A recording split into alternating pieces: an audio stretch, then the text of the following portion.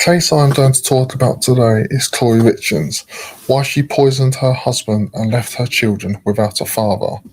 It actually saddens me what extreme lengths people would do because they don't want to be with someone anymore. Her kids did not deserve this, nor did her husband and extended family. Now she'll spend the rest of her life in prison thinking about what she has done, and it is nothing more than she deserves. Who is Kouri Richins? She was born on April the 20th, 1990, and raised in Utah as Kouri Darden by her mother Lisa Darden alongside her siblings. She has an immediate brother as well as a half brother and sister from her mother's first marriage. Her mother, Lisa Darden, later became the subject of intense media scrutiny and separate law enforcement into a 2006 incident where Darden's female romantic partner died of an unexplained oxidone overdose shortly after naming Darden the sole beneficiary of her estate, which prosecutors thought mirrored the financial motives in Kouri's own case. Her family suffered financial issues when she was younger and ended up losing their home over it. The cause of this, her mother had a gambling addiction. Kouri attended local schools and was known to work retail jobs in her younger adult years, including as a cashier at Home Depot before transitioning into the real estate industry. In 2009, she met her future husband Eric Richins at a Home Depot where he frequently shopped for supplies to support his successful masonry and commercial enterprise. She was 19 years old at the time and Eric was 27 years old. Co-workers described Kouri as really bubbly and sociable person. According to co-workers, Eric really liked Kouri, but he was too nervous to talk to her. Eventually, a friend of his got her number for him. They began dating shortly after. The couple got married 4 years later on December the 15th, 2013 in a backyard ceremony, but before that in 2012 their first son was born. They named him Carter. He was only 9 years old at the time of his father's death. In 2014 they welcomed the second son and that they named him Ashley. He was only 7 years old at the time of his father's death. Then 2016 their third and youngest son was born, who they named Weston. He was only 5 years old at the time of his father's death. Before they married, Eric insisted on a strict prenuptial agreement to protect his premarital assets, his family, cattle ranch, and business. This legal agreement dictated that Kouri would receive very little of his wealth if they divorced. The prosecution believed this to be the catalyst for her extreme financial crimes and poisoning of Eric. To outsiders, Eric and Kouri lived a lavish lifestyle, but behind the scenes, Kouri's real estate ventures were collapsing.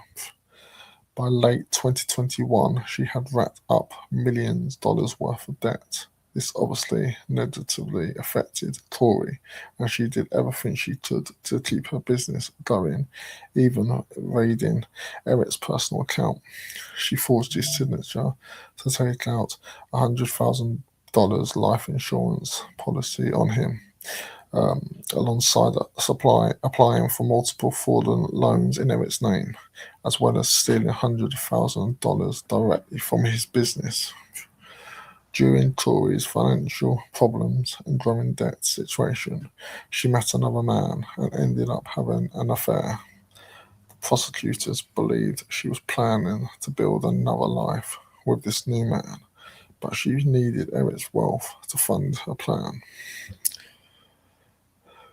Eric started to become suspicious of Kouri when he noticed she had secretly taken out a $2 million life insurance policy out on him, while also discovering she had altered his business partnership documents. In late 2020, Eric met with a divorce lawyer and in secret removed Kouri from his will and estate trust, replacing her with his sister in order to protect his children. He told family members that if anything was to happen to him, then Kouri would be the person responsible. Kouri then started to plan Eric's murder. In December 2021, between December 2021 and February 2022, Kouri contacted an acquaintance of hers who has a history of drug charges, asking to buy powerful prescription opioids, specifically asking for the Michael Jackson stuff, which was code word for fentanyl. On Valentine's Day, Kouri spiked Eric's favourite sandwich with fentanyl. Eric became violently ill, telling a friend he believed his wife had poisoned him. On the 3rd of March 2022, Kouri served Eric a Moscow mule laced with 5 times the lethal dose of illicit fentanyl, proven to be fatal. When questioned by police, Kouri claimed she had found Eric unresponsive hours later. However, investigators discovered she had moved the drinking glasses to the dishwasher to destroy evidence of her crimes. Shortly after Eric's death, Kouri published a children's book on coping with the loss which she had promoted to the media. She claimed to have written the book to help her 3 young sons cope with the loss of their father. She dedicated the book to Eric, calling him an amazing husband. During her trial, it was revealed she didn't actually write the book with text messages, proving she paid a ghostwriting company $5,000 to pen the manuscript. She appeared on TV and radio promoting the book, and just weeks before her arrest, she smiled on camera and said, "Dad is still here, it's just in a different way." Immediately after Eric's murder, Kouri discovered that Eric had secretly moved his estate into a trust to be managed by his sister Katie, leaving Kouri cut out of the primary inheritance. Kouri launched 3 separate lawsuits against Eric's sister to challenge the estate and sue for what she thought was rightfully hers, which was Eric's $4 million in assets.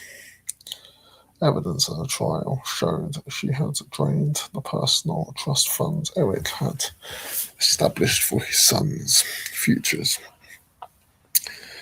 She intercepted her sons' Social Security survivor benefits, funneling them away from the children's actual care.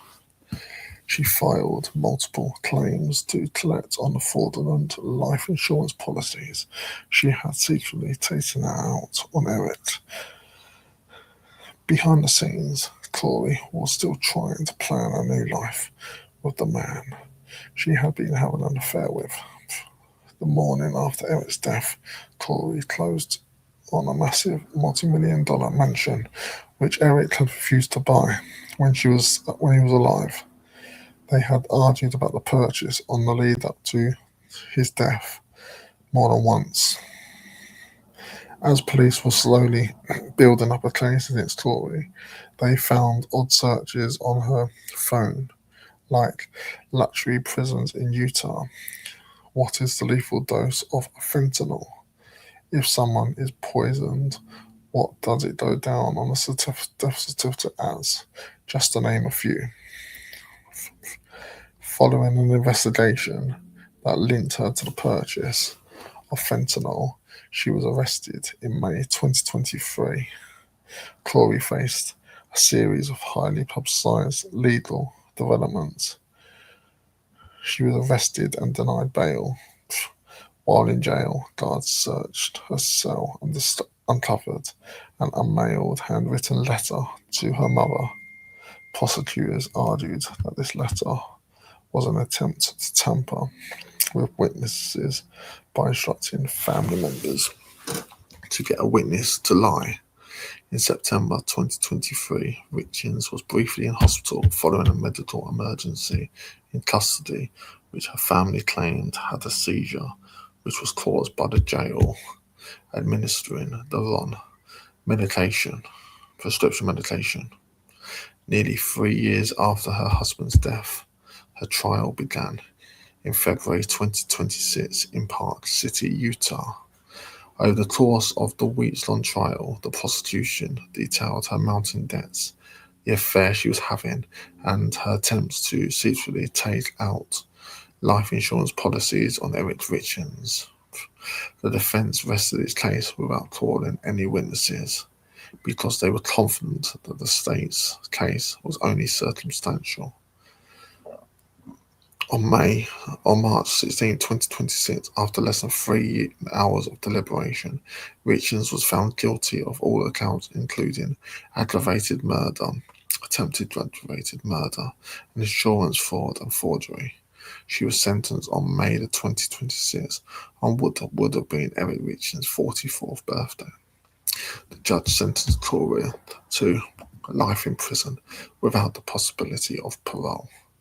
Their 3 sons didn't testify at trial, but they did submit victim impact statements that were read out by counsellors that stated their children felt unsafe and terrified that their mother would harm them if they were ever released. Richins maintained her innocence throughout the trial, calling the verdict an absolute lie, but spoke to her sons, saying she would write to them every day. Richins' defense team has stated they intend to appeal the verdict. This case is absolutely shocking, and I really feel for Eric, his family, and 3 sons. Rest in peace to Eric Richins.